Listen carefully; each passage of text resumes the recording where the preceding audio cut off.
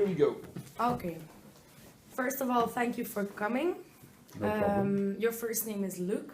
Yes, it is. You went to China. For which company did you do that? For the company Gold Set, Okay. Which kind of company is that? carpet manufacturer. Okay. And what was your job? I was CEO in the company, and we were in China for production capacity.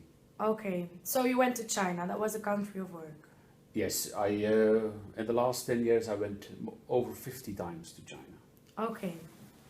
So how did you experience the work-life balance? Was it a big issue, or how were women and men treated there?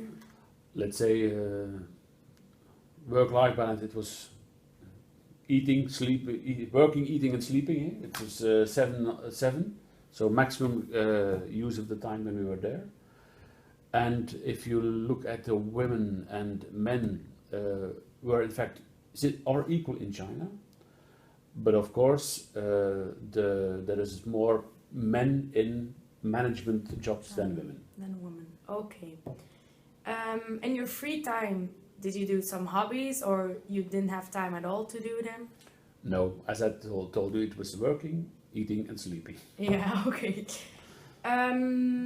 Is there a different work ethic? Do people work longer?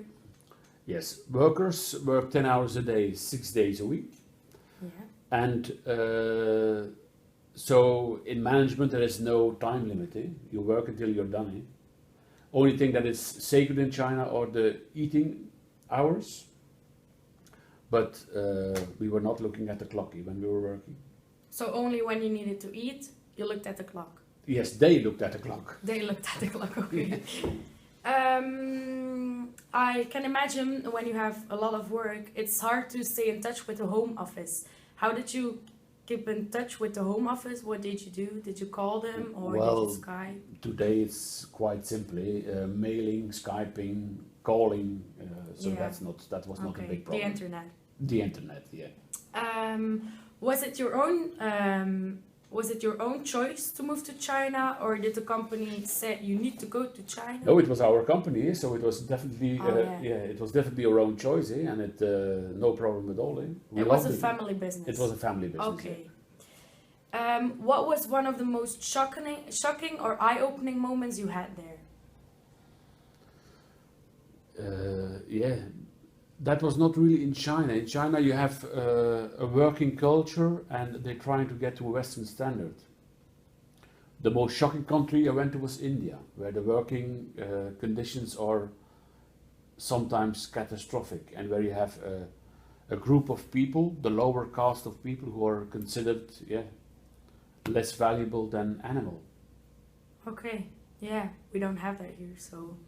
Yeah, so it's that is very, very shocking. Yeah, okay.